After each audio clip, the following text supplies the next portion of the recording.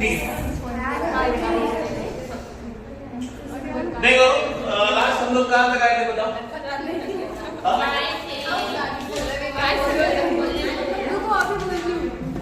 बोलो आपण कुठपर्यंत आलो? ते काहीतरी तुम्ही इक्वेशन इलेक्ट्रोकेमिकल सीरीज हो चुका है।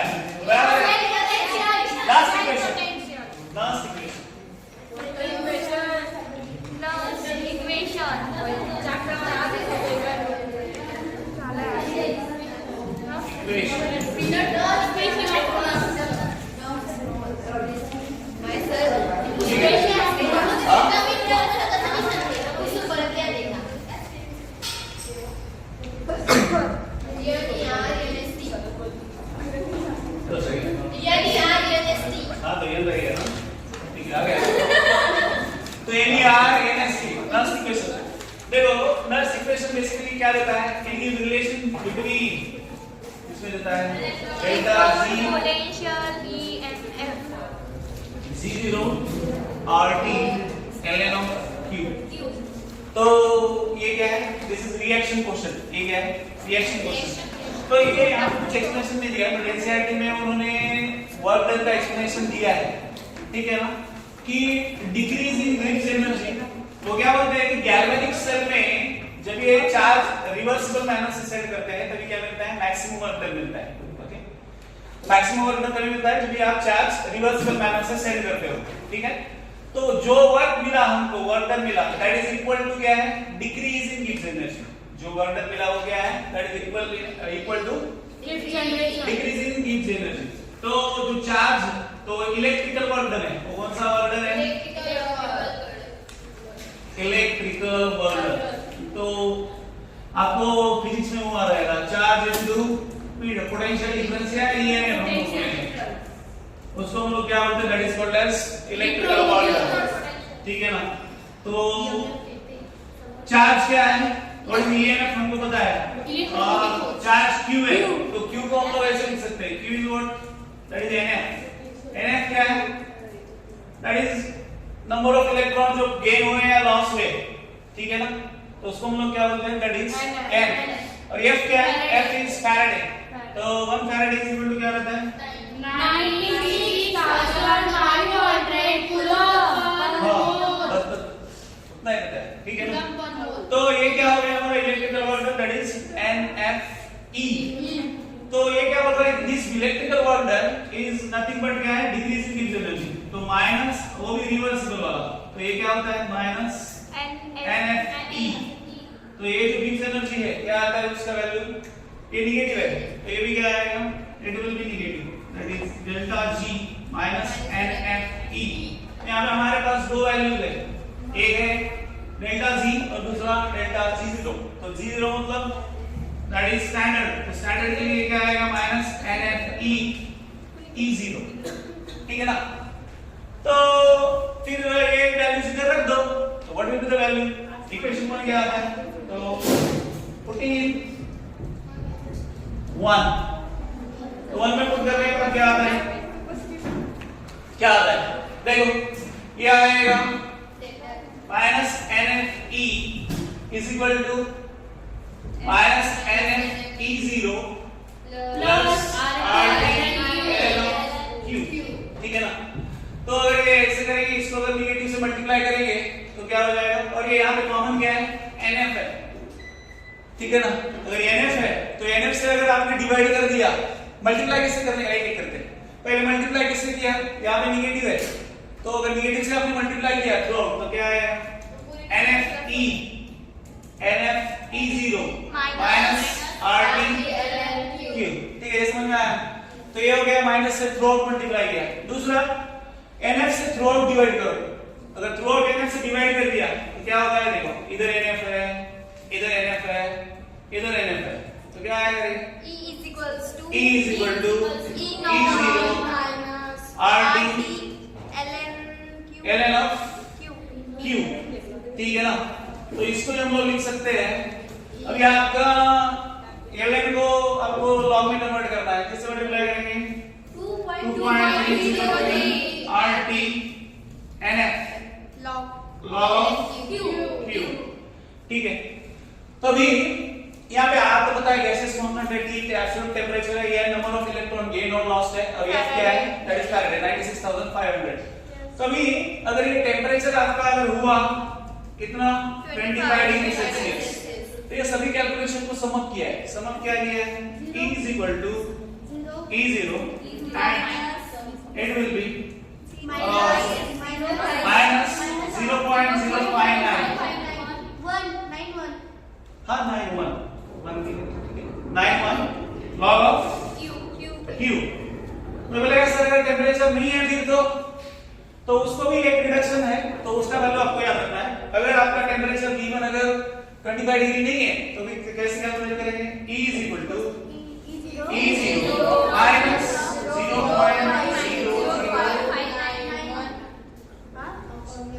0.00002, क्या याद रखना है, ये याद रखना है, डिवाइडेड बाय क्या है, n log of Q, ठीक है ना, सॉरी T रह गया ना, हाँ T यहाँ पे गिवन नहीं है, T और n, ठीक है ना। तो बाकी कैलकुलेशन ये आता है जब भी आपका T 25 डिग्री नहीं है उस टाइम पे, तो ये इक्वेशन 2 और ये इक्वेशन 3, तो ये दो इक्वेशन आपको यूटिलाइज करना है, इसलिए ईएमएफ कैलकुलेट करने के लिए चेंज है ईएमएफ कैलकुलेट, तो ये समझा गया। तो ये इक्वेशन को हम लोग क्या बोलते हैं, this equation is called as नॉस इक्वेशन, बेसिकली ये इक्वेशन है। तो अभी Q आपको समझाने रहेगा, तो Q अभी हम समझाएंगे। Q क्या रहता है, that is reaction coefficient. Reaction coefficient मतलब product divided by reactant concentration, basically concentration of product divided by concentration of reactant, इसको हम क्या बोलते हैं, that is called as reaction coefficient. तो उस पे आते हैं। तो Q अगर हमारे पास ऐसा रिएक्शन है, let's say AA plus BB UCC plus D capital E, अगर ऐसा है तो हमारे पास प्रोडक्ट क्या है, दिस वन, और रिएक्टेंट क्या है, दिस वन। तो Q हम लोग ऐसे क्या लिख सकते हैं, this is going to be C raised to A C, then D raised to D, then A raised to small a और B raised to small b, ठीक है। तो ये क्या हुआ, this is reaction coefficient, okay, that is product concentration upon reactant concentration, ठीक है ना। तो ये हो गया आपका Q, ये बात समझ में आती है। तो इसके एप्लीकेशन भी है, वो डाल दे एप्लीकेशंस। तो इसमें इतना ब्रीफ इन्होंने इसमें नहीं दिया है एग्जाम में, तो यहाँ पे एकदम हर एक जो दिया है एकदम ठीक ठाक से दिया है कि कहाँ हो सकता है, इवन pH का तो उन्होंने कैलकुलेट किया है। एप्लीकेशंस ऑफ इलेक्ट्रोड पोटेंशियल नॉस इक्वेशन, ठीक है ना। तो क्या है पहला, first one, calculate electrode potential, to calculate electrode potential. तो कोई भी दिया आप यहाँ पे इलेक्ट्रोड पोटेंशियल, ऑक्सीडेशन पोटेंशियल ले लीजिए या रिडक्शन पोटेंशियल, कौन सा भी चलेगा, ठीक है। M प्लस N दिया है, Ne leave note N, okay. तो ये कौन सा स्टेट में है, this is in solid state, ये कौन सा स्टेट में है, सॉलिड। तो ये कौन सा रिएक्शन है, दिस इज रिडक्शन वन। तो हमारा ये क्या आएगा, E is equal to E0 minus क्या आता है, बताओ क्या आता है, 0.091 log concentration of C into concentration of T, concentration of अरे वो नहीं, इसका बता ऐसे। और रिएक्टेंट कौन सा है, ये दिस इज ठीक है ना, बराबर है। बट अभी हम लोग सॉलिड का जो कंसंट्रेशन है हमने इक्विलिब्रियम में भी देखा है, उसका कंसंट्रेशन कितना रहता है, 1 यूनिटी। तो ये क्या आएगा, it will convert to E0 minus 0.0591 upon here log of 1 upon this M plus N, ठीक है ना। तो उसको अगर आप इसको क्या करेंगे, इसको ऊपर लेके जाएंगे तो ये ऐसा भी कन्वर्ट कर सकते हैं इसको, ये किस में हो जाएगा, और एक स्टेप में E0 minus सपोज कर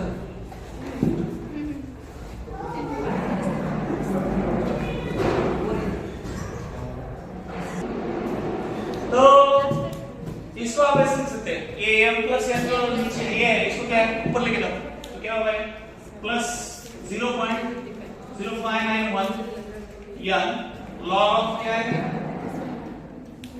ये समझ में आता है ना सबको ठीक है ना यस सर ये पॉजिटिव में आया क्योंकि ये क्या है आप नीचे जो है उसको ऊपर लेके जा रहे हैं तो वो क्या हो जाएगा नेगेटिव या आपको लॉग के रूल से जाना है तो आपको मैथ है तो ठीक है तो ये इधर ऐसा कर सकते हैं इसको क्या है log of a by b क्या होता है log of 1 minus log of n plus n तो ये माइनस log है ठीक है आप उसको ऊपर लेके जाएंगे तो उसका साइन चेंज हो जाएगा तो क्या हो जाएगा माइनस माइनस प्लस समझ में आता है तो log of 1 0 रहता है ये तो जानना है मैथ ज्यादा नहीं पढ़ाते हैं ठीक है तो ये बात समझ में आई तो ये पहला हुआ दूसरा सर कलर चेंज करा क्योंकि वो इसमें व्हाइट दिख रहा है वो येलो कलर आपके हाँ दूसरा है व्हाइट क्या दिख रहा है फिर व्हाइट का काला नेक्स्ट व्हाइट भी दिख रहा है कोई कमर का हाथ दिख रहा है व्हाइट तो कैलकुलेट दुर्गा लाने गए सर तो मोबाईल दुर्गा लायचा ते मला कमर दिसलं ते इलेक्ट्रोड पोटेंशियल उसको ऐकना इलेक्ट्रोड पोटेंशियल एंड क्या है किसका हाइड्रोजन इलेक्ट्रोड किसका एंड पीएचओ ठीक है तो हाइड्रोजन इलेक्ट्रोड आपको पता है क्या होता है hydrogen yes twice H plus 2 electrons gives what H2 that is gases तो E is equal to आपका E0 minus Minus 0.0591 upon log of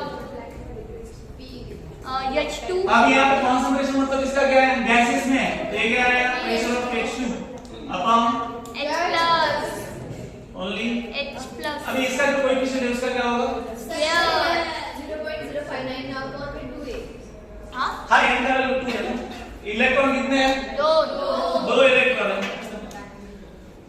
okay तो ये प्रेशर ऑफ हाइड्रोजन हमने क्या लेते हैं 1 एटमॉस्फेयर ओके तो ये क्या होता है E is equal to E0 minus 0.0591 upon 2 into अभी ये log of क्या लिया हमने 1 है अपॉन h स्क्वायर है ओके h प्लस स्क्वायर तो h प्लस स्क्वायर में क्या ऊपर है ना log of a raised to b is nothing but a b log of a सब पता है सर आप टेंशन मत ले जाओ इतना तो ये क्या होता है ये ऐसे होगा कैसे E0 minus 0.0591 into 2 अब ये ऊपर जाएगा तो माइनस माइनस क्या हो जाएगा into 2 log of क्या है H plus दोनों ये ले तो अभी स्टैंडर्ड इलेक्ट्रॉन पोटेंशियल हाइड्रोजन का क्या है 0 क्या है 0 तो ये क्या बचता है 0.0591 into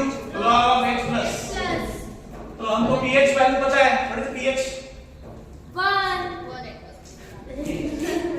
minus log of 10 to the power log of 10 to the base H plus okay ये 10 to the base H plus है तो ये क्या आएगा it will be minus of 0.0591 pH ठीक है ना समझ गया यस तो ये ऐसा होता है सारे लिख बेटा बाद में नाम लिख आराम से लिख वो भी टाइम आएगा इधर पहले देखना हाँ तो ये क्या हो this is potential on pH of hydrogen electron next Calculation of EMF of state. Calculation of EMF of state. तो आपको पता है क्या पता है रे Zn क्या रहता है Zn plus 2 इलेक्ट्रॉन कॉपर क्या रहता है कॉपर Zn रहता है तो ओवरऑल रिएक्शन क्या होगा Zn Cu plus 2 और ये क्या होता है Zn plus 2 ओके ठीक है हाँ yes E is equal to E0 save वो तो है माइनस 0.05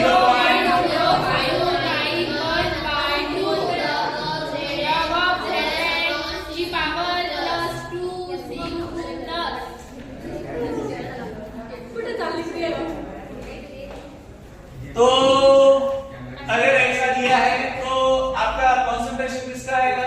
जो ऑक्सीडाइज हुआ उसका कंसंट्रेशन ऊपर और जो रिडक्शन हुआ उसका कंसंट्रेशन ठीक है ना? तो ये कौन सा है? ऑक्सीडाइज। और ये कौन सा है आपका? रिड्यूस। ठीक है ना? Okay next Prediction and feasibility of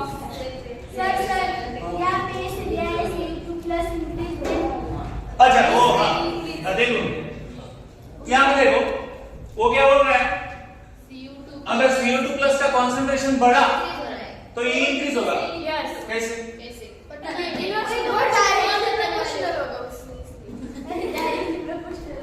E is equal to E0। अभी देखो इसको सिर्फ मैं क्या करता हूँ ZF को ऊपर लेके जाता हूँ रिवर्स कर देता हूँ ऑर्डर। तो ये साइन क्या है?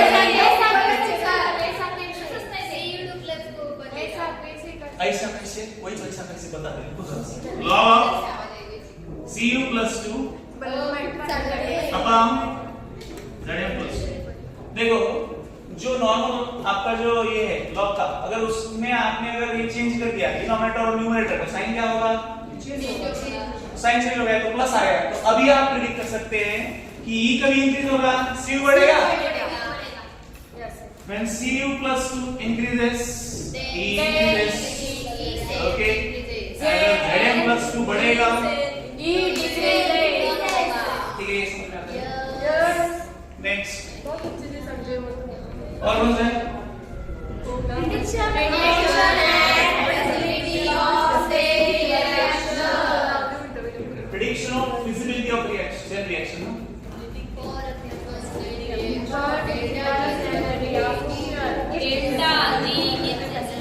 देखो फिजिबिलिटी ऑफ रिएक्शन मतलब रिएक्शन स्पॉन्टेनियस हो रहा है क्या? उसको एक्सटर्नल एनर्जी की जरूरत नहीं है। अगर विदाउट एक्सटर्नल सप्लाई अगर वो रिएक्शन खुद से ही कर रहा है then that reaction we call it as feasible reaction. ठीक है? फिजिबल मतलब वो खुद से हो रहा है, उसको डबल स्टार्ट गाड़ी नहीं है अपने जैसा। तो ठीक है ना? तो डेल्टा जी क्या है? स्पॉन्टेनियस रिएक्शन की है नेगेटिव और ई क्या है? Positive. It will be EMF क्या है? पॉजिटिव। ठीक है ना? तो ये दो कंडीशन है फिजिबिलिटी के लिए। तो फिजिबिलिटी आपको देखना है तो ये एक टेस्ट करना है और एक ठीक है ना? दोनों ईएमएफ देखना है वो इक्वेशन से और इतना तो पता है delta G is equal to क्या है आपका? माइनस एम ई जीरो से अगर ये जीरो है ठीक है ना? ठीक है ना? Next Calculation of equilibrium constant and delta G is 0. calculation of equilibrium constant Delta G. and delta G। ठीक है ना? ये दोनों इक्वेशन है। हमारे पास क्या है? E is equal to क्या है? E0 minus 0.591 upon m log K equilibrium। तो यहाँ पे हम लोग क्या लिख सकते हैं? K equilibrium क्या लिख सकते हैं? ओके रिएक्शन कोएफिशिएंट को हम लोग क्या लिख सकते हैं? K equilibrium। हाँ तो एट इक्विलिब्रियम क्या होता है? कंडीशन क्या है? एट इक्विलिब्रियम इस E becomes 0। E क्या होता है? 0। फिर आता है क्या आएगा? It will be yes E0 और ये 0.0591 upon m log K equilibrium। ठीक है बराबर। अभी इसमें देखो आप डायरेक्टली है ना क्या कर सकते हैं? अभी जो इक्वेशन है अपना ओरिजिनल इक्वेशन उसको ला सकते हैं और हमको क्या मिलेगा कभी? Delta G. देखो E0 is equal to 0.0591 ये किसका वैल्यू है? It is value of 2.303 RT RT by NF ठीक है, log के इक्विलिब्रियम, ठीक है। तो इधर इसको लेके जाओ, NF0 क्या होता है? It will be NF0 is equal to 2.303 के इक्विलिब्रियम। अभी NF0 को हम लोग पता है इधर ही है, क्या है? Delta Z0, okay. और ये निगेटिव है तो इसलिए क्या है?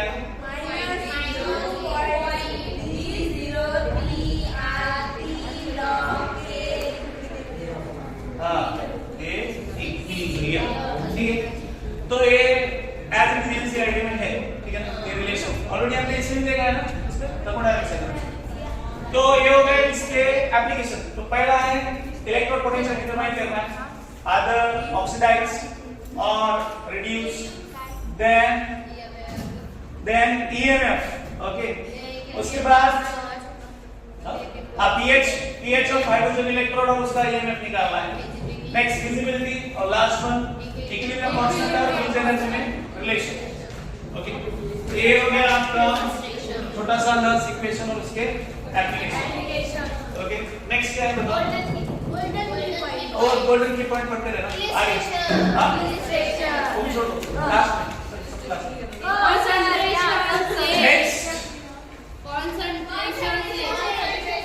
तो कंसंट्रेशन से भी है नहीं एग्जाम छोड़ो।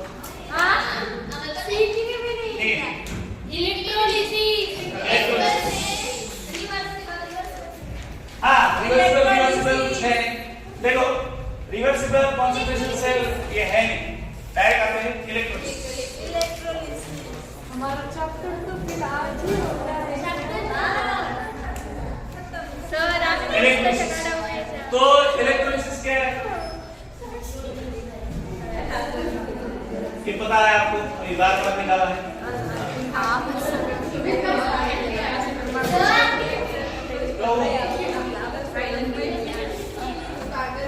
बेटा, कोई निकला तो उसका हाथ पकड़ सकना।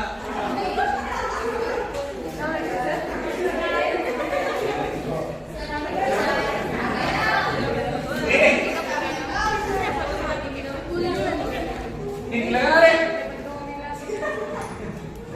मुझे बाकी टाइम बोलना पड़ता है क्या?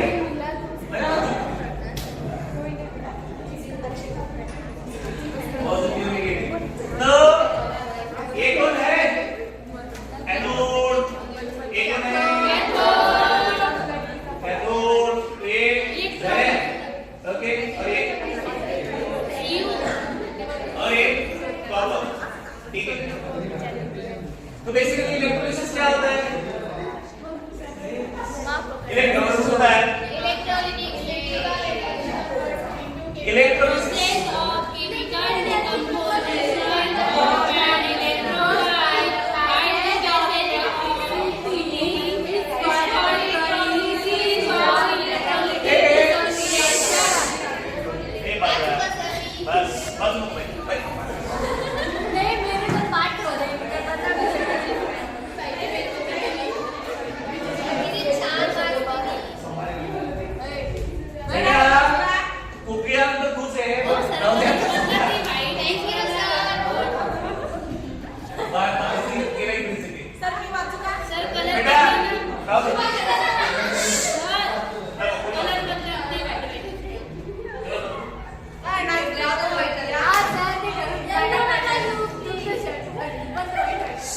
चलो, तो इसको क्या बोलते हैं हम लोग? इलेक्ट्रोलिसिस, ठीक है। तो बेसिकली इसमें कन्वर्जन किसका होता है? इलेक्ट्रिकल एनर्जी का कन्वर्जन किसमें होता है?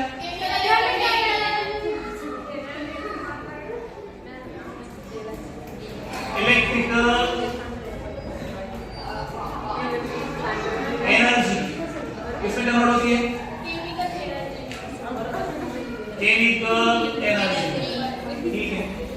तो ये बेसिकली डिपेंड होता है दो इस पे, एक होता है नेचर ऑफ इलेक्ट्रोलाइट और दूसरा होता है नेचर ऑफ इलेक्ट्रोड। डिपेंड किसमें? Depend upon nature of electrolyte. उसके बारे में हमने ऑलरेडी देखा है, strong electrolyte, weak electrolyte, okay. अभी नेचर ऑफ इलेक्ट्रोड इस पे आते हैं। किधर है वो?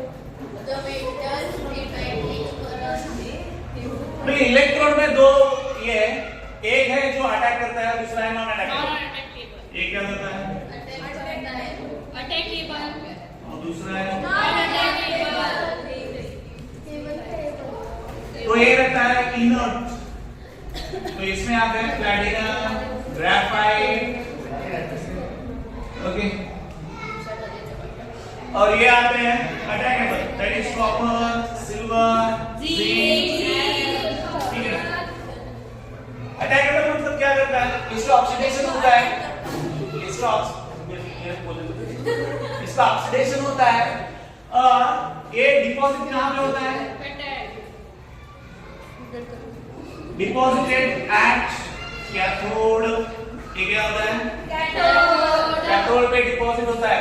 तो अगर एनोड का कुछ अमाउंट अगर हम लोग क्या कर रहे हैं कि कैथोड पे डिपॉजिट हो रहा है, तो उसको हम लोग क्या बोलते हैं, that is called as, that method is called as electroplating. उसको हम लोग क्या बोलते हैं, ओके, उसको हम लोग इलेक्ट्रोप्लेटिंग बोलते हैं। और इस वजह से एनोड जल्दी खत्म हो जाता है। एनोड क्या हो जाता है, जल्दी खत्म होता है, तो इसलिए एनोड को रिप्लेस करना पड़ता है। खत्म हो गया तो रिप्लेस करना पड़ता है, ठीक है। तो ये किस केस में, जहां पे ये एक्टिव है, जहां पे मेटल्स एक्टिव है उस जगह, और जहां पे एक्टिव ही नहीं है तो खत्म हो गया क्या, वो ऑक्सीडाइज नहीं होगा। ऑक्सीडाइज नहीं होगा तो कैथोड पे जाके डिपॉजिट होगा क्या, नहीं होगा। अगर डिपॉजिट ही नहीं होगा मतलब एज इट इज रहेगा, उसके अमाउंट में कोई चेंज नहीं होगा। ये बात समझ में आती है, ठीक है। तो ये हो गया। नेक्स्ट है, अभी इसमें कुछ आयंस है जो किधर नहीं जाते, एनोड में नहीं जाते हैं, तो उसमें स्पेसिफिक मेंशन है SO4 माइनस, NO3 माइनस, तो ये आयंस किस पे नहीं जाते हैं, एनोड पे नहीं जाते हैं। एनोड पॉजिटिव है तो नेगेटिव आयन नहीं जाएगा ना जनरली, तो ये आयंस नहीं जाते हैं, ठीक है ना, ओके। तो ये इन जनरल इंट्रोडक्शन हो गया इसका। अभी देखो हमको जो इंपॉर्टेंट है वो हमको एक्वियस सॉल्यूशन क्या रहता है, फ्यूज में क्या होता है, ऑक्सीडेशन कैसे होता है, और उसके रिएक्शन कैसे लिखते हैं। तो ये हमारे लिए सबसे इंपॉर्टेंट है कि आपको पूछेंगे H2 रिलीज होता है, O2 रिलीज होता है, तो उस पे डिपेंड, वो किस पे डिपेंड है, उसके रिडक्शन पोटेंशियल पे डिपेंड है। अभी यहाँ पे बताया कि अगर हमारे पास एक चौथा पॉइंट है, चौथा पॉइंट क्या बोला है कि मेरे पास अगर दो कैटायन है, तो कैटायन है तो मेटल लेगा, तो कैटायन है तो कौन सा कैटायन में सेलेक्ट करूं, फिर दोनों कैटायन में से जिसका SRP हायर रहेगा। ये बात समझ में आ गई, जिसका SRP हायर रहेगा। अगर SRP हायर है मतलब वो ऊपर रहेगा या नीचे रहेगा, अगर SRP हायर है मतलब वो ऊपर जाएगा कि नीचे, नीचे जाएगा रे बाबा, क्योंकि वो निगेटिव वैल्यू है ना ऊपर, सबसे ज्यादा हाईएस्ट रिड्यूसिंग एजेंट है, उसका सबसे ज्यादा निगेटिव वैल्यू है। निगेटिव वैल्यू मतलब वो कम हुआ ना, हमको ज्यादा वैल्यू चाहिए। समझ में आ रही है बात। तो अगर हमारे पास दो कैटायन है तो उसमें कौन ही होगा, जिसका SRP ज्यादा है। SRP ज्यादा है मतलब हमको नीचे जाना है, ऊपर नहीं। ऊपर इतने जैसे जाके क्या करेंगे, तो हाँ, तो क्या है, अब दो कैटायन में सेलेक्ट कौन सा करेंगे, which has higher SRP, okay. और अगर उल्टा है, हमारे पास दो एनायन है, तो किसको सेलेक्ट करेंगे, किसका ये होना चाहिए, ऑक्सीडेशन। अभी जिसका ऑक्सीडेशन पोटेंशियल, जहां पे हम लोग क्या बोलेंगे SRP ज्यादा है, उस केस में भी among two anion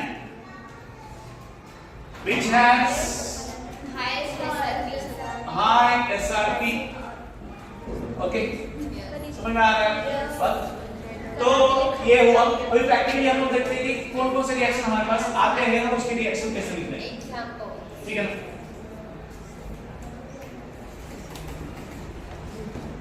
अभी रिएक्शन में बेसिकली देखो 3-4 पार्ट है इसमें। तो पहला जो है, पहला है फ्यूज्ड और मोल्टन इलेक्ट्रोलाइट, ठीक है ना। देन सेकंड है aqueous solution of electrolyte। उसके बाद आता है अगर आपका एक्टिव इलेक्ट्रोड है और या दूसरा इनर्ट इलेक्ट्रोड, ये दोनों भी आते हैं। एक है कहाँ पे वो सर उसमें वो रिएक्शन दिए ना, वो समझ करके बता रहा हूँ मैं। एक्टिव इलेक्ट्रोड और दूसरा क्या कहता है, दिस वन, एंड दूसरा है weak inert electrode. Last one है फायर, नहीं है बता। इलेक्ट्रोलिसिस ऑफ हाँ तो ये है ना रे बाबा, यही बता रहा हूँ ना, ये हाँ तो ये है ना, यही है, उसका ही समझ गया, ठीक है ना, वही है। फोर्थ वन मतलब वोल्टेज से शुरू होएगा। फोर्थ वन क्या है, डाइल्यूट इलेक्ट्रोलाइट है, डाइल्यूट सॉल्यूशन रहेगा तो क्या होगा, ऑफ इलेक्ट्रोलाइट, एंड उसके बाद है अगर कॉन्सेंट्रेटेड रहेगा तो क्या इफेक्ट मिलेगा, ठीक है। तो हम एक एग्जांपल लेते हैं, ठीक है। तो पहला है फ्यूज, तो फ्यूज में कुछ नहीं है, सिंपल आपका जो ऑक्सीडेशन रिडक्शन नॉर्मल होता है वो करो। अभी हमारे पास है एग्जांपल में कौन है, NaCl है। फ्यूज में और ये मतलब क्या, मोटा मतलब नहीं पता है क्या,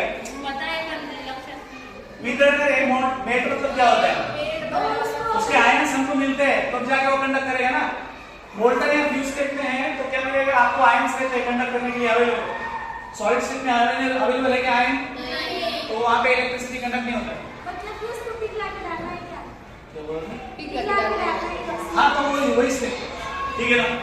तो यहाँ पे Na का क्या होगा, Na प्लस,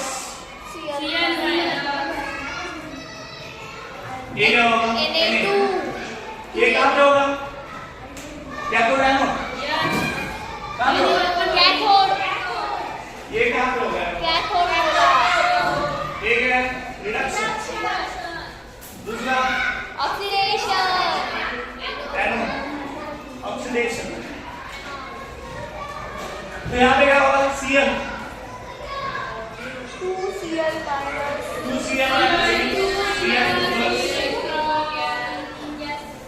बस। तो इसका क्या है, ये इसका कुछ है नहीं, मतलब ये डायरेक्ट आपका जो ऑक्सीडेशन और रिडक्शन लिखना है, बाकी इसमें H2O इन्वॉल्व नहीं रहता। अभी H2O कहाँ पे इन्वॉल्व रहता है, जहाँ पे आपने एक्वस सॉल्यूशन लिया है वहां। तो एक्वस सॉल्यूशन है तो क्या लेंगे, एक्वस NaCl। तो इस केस में क्या होगा, अभी दोनों जगह आपको H2O को लेना पड़ेगा, एक तो ऑक्सीडेशन के टाइम पे भी, ये रिएक्शन के साथ भी और रिडक्शन के साथ भी।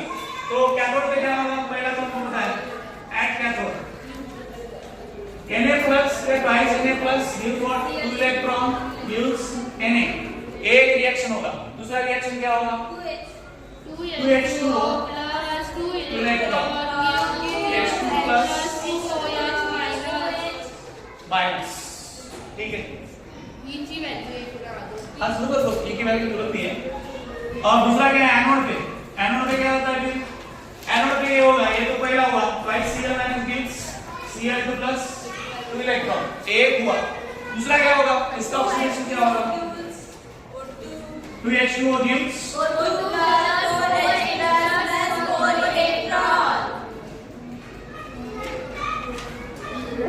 ठीक है।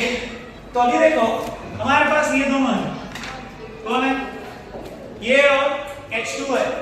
तो मुझे बताओ Na ऊपर रहता है, हमको नीचे जो रहता है उसको सेलेक्ट करना है।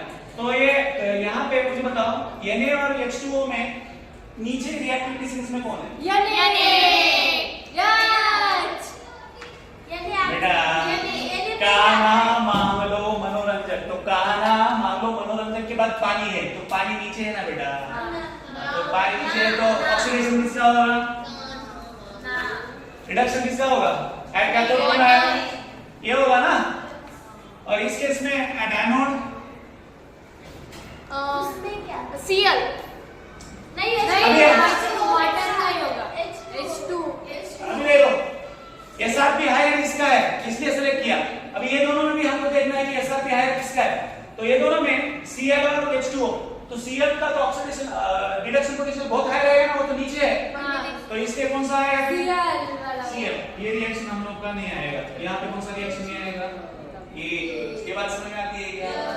तो अभी आपको क्वेश्चन पूछते हैं कि कैथोड पे कौन रिलीज होता है, तो कैथोड पे कौन रिलीज होता है? H2 not Na। ये बात समझ में आ रही है क्या? यस और नो?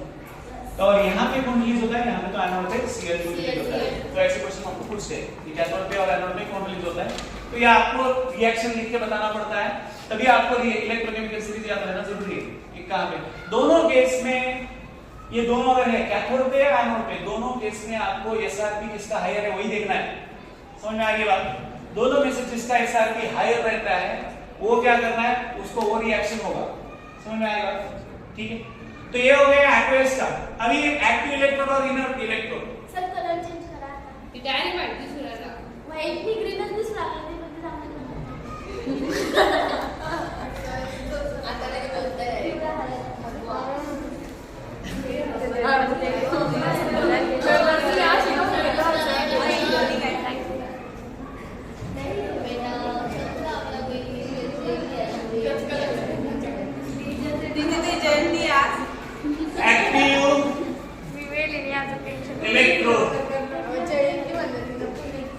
पहले इनर्ट लेते हैं, उसके बाद एक्टिव। ठीक है, एक्टिव ले लो। तो एक्टिव में क्या है, अगर हमारे पास है कि CuSO4 है और कौन सा इलेक्ट्रॉन साथ लिया? कॉपर। कौन सा इलेक्ट्रॉन? Copper electron. तो इससे रिएक्शन कौन सा होता है? At cathode. कैथोड पे कौन सा होता है? देखो कैथोड पे रिडक्शन होगा, तो Cu + 2 + 2 इलेक्ट्रॉन Cu। ओके, और ये भी कौन सा सॉल्यूशन है? दिस इज एक्वस ना, तो यहाँ पे H2 आएगा, तो H2 आप क्या करेंगे? रिडक्शन हो रहा है ना, तो twice H2O + 2 electron H2 + 2OH okay. और दूसरा है at cathode. Anode. At anode क्या होगा?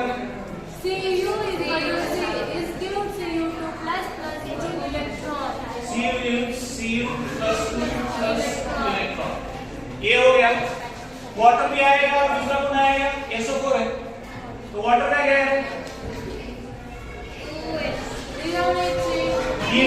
O2 + 4H + 4 electron. बराबर है। और लास्ट में बचा SO4। क्या बचा? twice SO4 2 माइनस क्या रहता है? ये H2O8 माइनस है क्या?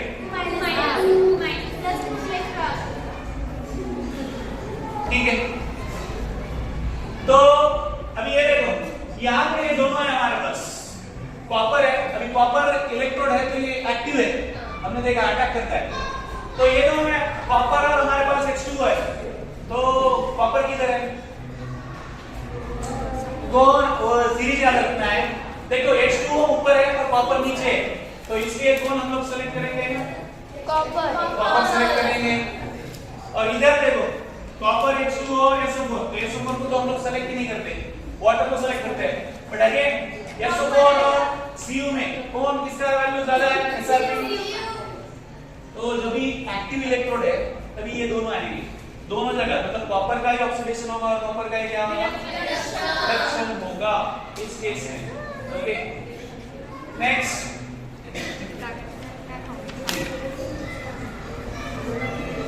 अभी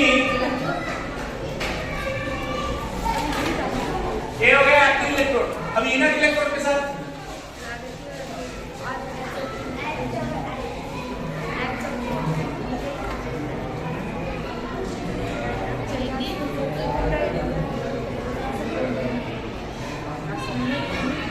सेम है, एक्टिव CuSO4 है और क्या है? प्लैटिनम इलेक्ट्रोड है। तो प्लैटिनम इलेक्ट्रोड मतलब हमको बताया कि वो इनर्ट है, तो वो पार्टिसिपेट नहीं करता।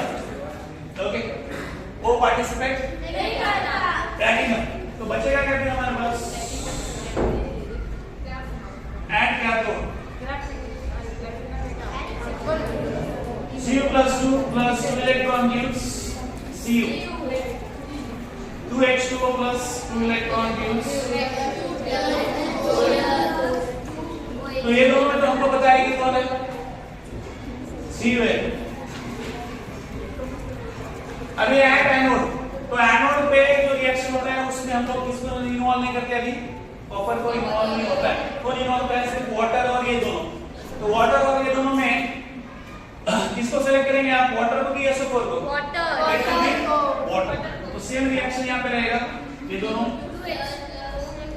ठीक है। तो कौन सा सेलेक्ट करेंगे आप?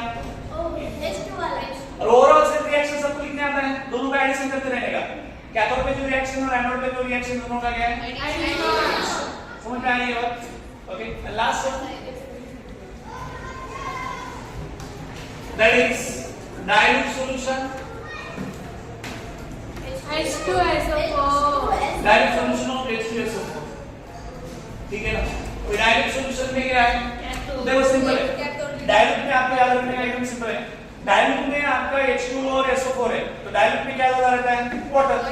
तो दोनों लगा, ऐड एनोड H2 और ऐड कैथोड H2, उसकी रिएक्शन क्या याद नहीं रखेंगे तो चलता है सीधा, ठीक है ना। समझ में आ रही है बात? यहाँ पे डाइल्यूट मतलब वाटर ऐड कर रहे हैं आप। वाटर ऐड करने के बाद क्या होगा, वाटर ऐड करने के बाद वाटर ही ऑक्सीडाइज भी होगा और रिड्यूस भी होगा, ठीक है। ये बात समझ में आ रही है?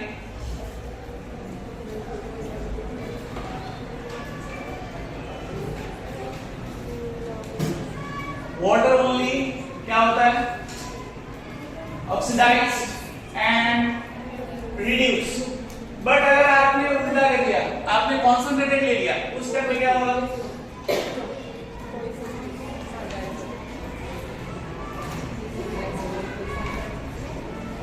कॉन्सेंट्रेटेड सॉल्यूशन जब लेते हैं आप, तभी H2 और SO4 दोनों क्या रहते हैं, दोनों एक्टिवेट होते हैं। तो H2 आपका नाम हो जाएगा एट कैथोड, कौन जाएगा, H2, और एट एनोड आपको मिलेगा H2। ये बात समझ में आ रही है?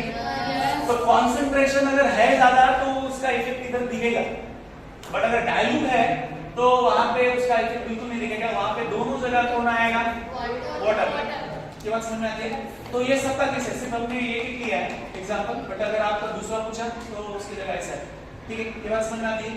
तो ये चार हुए, कौन सा, पहला मोल्टन, ओके, मोल्टन या fuse, second aqueous, third one active electrode के साथ या इनर्ट इलेक्ट्रोड के साथ, और last one dilute and concentrated. ये चारों कंडीशन के बाहर कुछ नहीं पूछेंगे, तो चारों कंडीशन याद रखना है, ठीक है। तो ये हुआ, देखिए एग्जैक्टली सॉल्यूशन अलग अलग रहते तो एनोड और कैथोड पे कौन आता है। तो अभी बात आती है वो qualitative explanation of electrolysis. Quantitative में क्या आता है, क्वांटिटेटिव में हम लोग पहले दो लॉ लेते हैं, दो लॉ है, सिर्फ दो लॉ है, किसके, फैराडेज लॉ।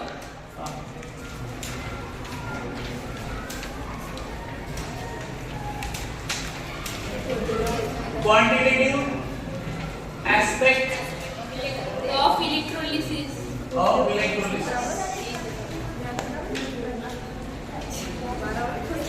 तो क्वांटिटेटिव एस्पेक्ट जो है वो आता है, देखो Na+ क्या करता है, इलेक्ट्रॉन एक्सेप्ट करता है, क्या करता है, तो यहाँ पे हम लोग बोलेंगे 1 मोल ऑफ Na, ठीक है। यहाँ पे क्या है, 1 मोल ऑफ इलेक्ट्रॉन, ठीक है, ये 1 मोल, ठीक है। So this 1 mole of electron, it is equal to what? It is equal to 1 farad. which is equal to 96,500 coulomb. Na का क्या है, 1 gram equivalent of Na, okay, समझ में आ रही बात? तो एक इलेक्ट्रॉन मतलब 1 मोल ऑफ 1, वो आएगा इक्वल टू 1 फैराड। आप बोलेंगे सर ऐसा है तो Cu2 plus 2 electron gives Cu, तो यहाँ पे क्या आएगा, 2 मोल, 2 mole of electron, it is equal to 2 farad, okay, तो that is equal to 2 gram equivalent of C। ये समझ में आ रहा है क्या, yes or no, ठीक है, and that is equal to 96,500। ये इसको लास्ट में किसको इक्वेट करते हैं आप, 96,500, ठीक है ना। तो ये हो गया कि फैराडे से आपको अगर आपको इक्विवेलेंट वेट पूछा, इक्विवेलेंट वेट का वैल्यू क्या, sorry what is the formula है, equivalent weight is equal to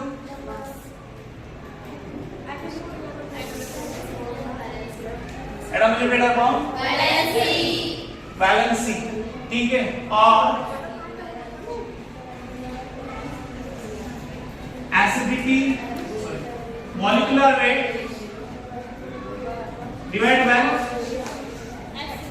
acidity और बेसिसिटी। अभी यहाँ पे ये लगने वाले हैं, ठीक है ना, इक्विवेलेंट वेट कैसे निकालना है आपको इतना तो समझना चाहिए, ठीक है। तो ऐसा है, तो इसके लॉज पे आते हैं। सीधा लॉ क्या है? First one Faraday's law.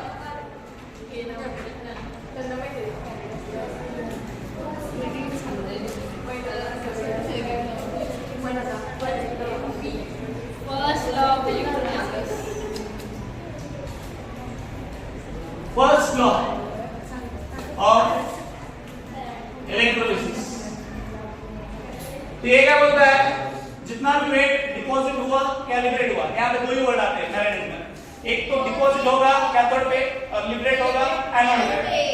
तो जो भी वेट डिपॉजिट हुआ या लिबरेट हुआ that is directly proportional to amount of charge जो पास हुआ। तो ये इज इक्वल टू ZID। तो ZID, तो E इसको हम लोग क्या, this is called as electrochemical equivalent. क्या बोलते हैं? That is called as electrochemical equivalent. और Z को हम लोग क्या लिख सकते हैं? W is equal to E by F। तो उसको क्या लिख सकते हैं? E is what? E is not EMF here. E is equivalent weight upon this Faraday. Faraday का वैल्यू क्या है? 96,500 अपॉन 90। तो ये ऐसा आता है, ये एक एक्सप्रेशन है, ठीक है ना। W is equal to equivalent weight upon 96,500 into IT। I क्या है? What is I? Current. I is current, T is time, ठीक है। तो ये हुआ first law. What is second law?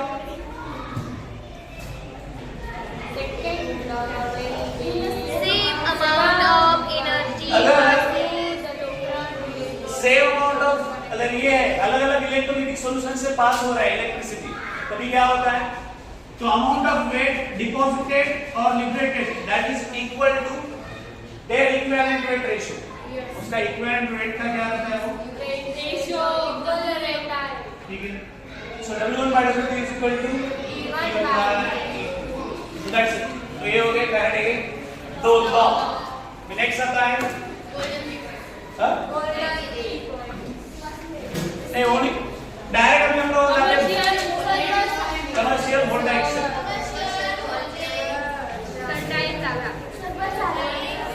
कौन है बच्चा लोग? अरे कमर्शियल वोल्टाइक सेल। तो कमर्शियल वोल्टाइक सेल को हम लोग क्या बोलते हैं? Galvanic cell. तो इसमें दो टाइप के सेल है, एक है प्राइमरी सेल और दूसरा सेकेंडरी। प्राइमरी सेल और दूसरा है सेकेंडरी सेल। इसको हम लोग क्या बोलते हैं? रिचार्जेबल। मतलब इस बैटरी को हम लोग रिचार्ज कर सकते हैं। इसको एक बार अगर ये हो गया तो इसका क्या होता है? डेड हो जाता है। डेड होने के बाद ठीक है ना, ठीक है ना। तो इसको कौन सा सेल बोलते हैं? Leclanche cell. कौन सा? या उसको हम लोग क्या बोलते हैं? Dry cell. तो आपके सिलेबस में सिर्फ दो है, एक ड्राई सेल दिया है और लेट स्टेज बैटरी, और लास्ट वन दिया है आपका that is fuel cell. Corrosion नहीं है, बाकी बीच में NiCd वाले मर्क्यूरी से बिल्कुल सब कुछ है नहीं, ठीक है ना।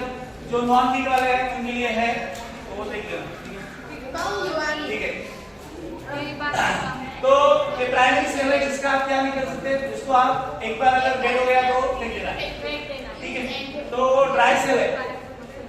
तो ये ड्राई सेल क्या है? उन्होंने एक एग्जांपल दिया है, वहां पे अभी सिर्फ रिएक्शन लिखते हैं, वो आप डायग्राम देख लेना, ठीक है। अभी जिंक कंटेनर रहता है, तो जिंक कंटेनर के बाजू में वो क्या होता है? दैट एक्ट्स एज एनोड, बराबर है। और ग्रेफाइट से बना हुआ कौन रहता है? Cathode, okay. तो कैथोड के बाजू में कौन रहता है? एनोड। कौन? इतना प्यार से बोल रहे सब लोग, हां ऐसे बोलो। Mn+2 और ये क्या होगा? This is right anode. Cathode पे क्या रिएक्शन होता है? MnO2 plus NH4 plus electron MnO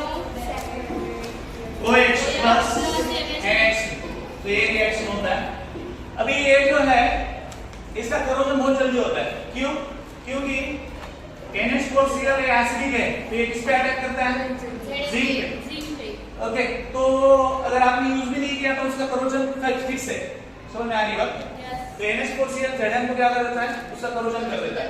okay, और इसका वोल्टेज कितना दिया है? 1.252 1.252 वोल्ट। समझ में आया? तो ये हो गया। नेक्स्ट अब ये है लेड स्टोरेज बैटरी। ओके, तो लेड स्टोरेज बैटरी में 2 पार्ट्स है, एक है लीड और दूसरा है लेड ऑक्साइड। तो लीड क्या ऐड करता है? लीड एक्ट्स एज एनोड और लेड डाइऑक्साइड वो क्या ऐड करता है? Dioxide cathode. तो लीड का क्या रिएक्शन है? देखो लीड एनोड में क्या होगा? Pb+2 plus 2 electron. अभी ये देखो दोनों में कॉमन क्या है? हर जगह Pb+2 plus SO4 that is PbSO4। तो और अब रिएक्शन लिखो। ये कहां पे हो गया? एनोड पे। एनोड तो रिएक्शन क्या होगा? What is the reaction? Pb2 plus क्या? माइनस gives PbSO4 एनोड पे। At cathode PbO2 plus 4 electron, it gives Pb2 plus 2H2। ये क्या रहता है? Pb2 प्लस क्या रहता है? 2H plus 2H। ओके, यहाँ पे भी क्या ऐड करना है? Same thing. ये तो ऐड करो। तो Pb+2 plus SO4 minus gives PbSO4। और आगे रिएक्शन क्या आएगा? PbO2 plus 4H plus SO4 minus plus 2 electron gives PbSO4 plus 2H2O। ठीक है ना? तो ये रिएक्शन होते हैं ये दोनों। क्या तो ओवरऑल रिएक्शन क्या होगा? और तो ओवरऑल रिएक्शन मतलब दोनों के मिक्स एडिशन।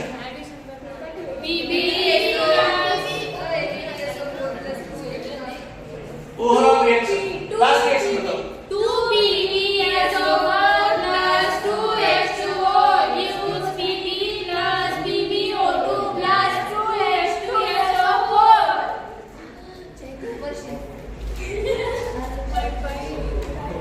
बस तो ये रिएक्शन कौन सा है? This is the final reaction. वो दोनों को ऐड होना है, इनको ऐड करने के बाद ये आपको मिलता है। तो अभी ये कभी होता है? डिस्चार्जिंग में होता है। ये कहां होता है? डिस्चार्जिंग में।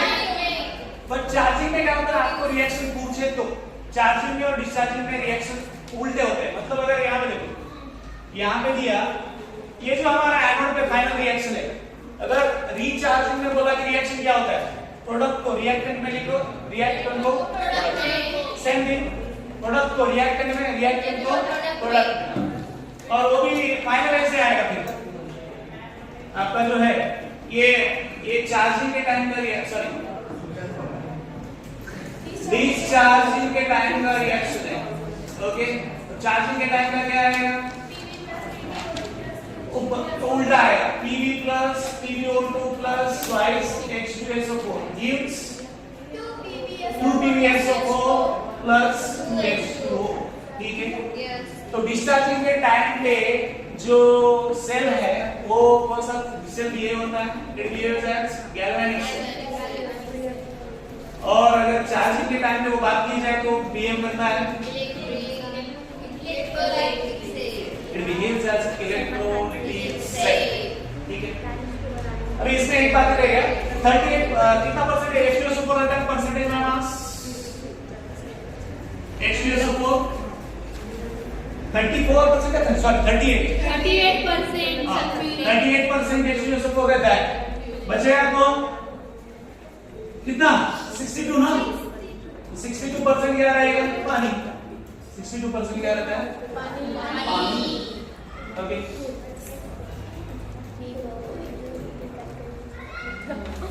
last one, that is fuel cell.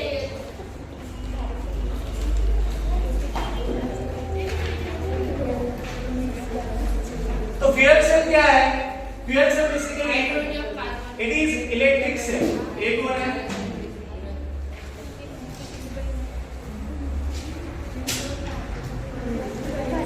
ये इलेक्ट्रिक सेल है जो CO then hydrogen then CH4 इनके कंबशन से जो एनर्जी मिलता है उस एनर्जी को किसमें कन्वर्ट करता है? इलेक्ट्रिकल एनर्जी में कन्वर्ट करता है। तो उसको हम लोग क्या बोलते हैं? That cell is called as उसको हम लोग फ्यूल सेल बोलते हैं।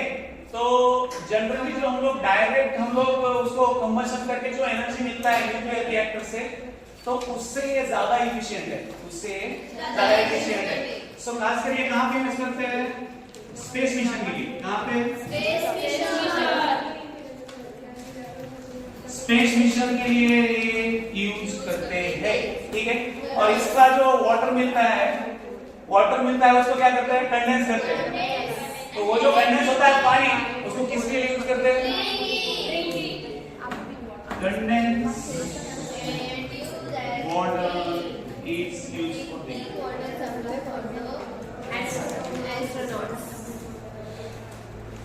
ठीक है, तो ये हुआ फ्यूल सेल, ठीक है। Last one corrosion. तो करोजन सिर्फ बता देता हूँ, करोजन है नहीं सिलेबस में, बट जेडब्ल्यू वाले कुछ है अपने स्टूडेंट होना, तो उनके लिए बता देते हैं।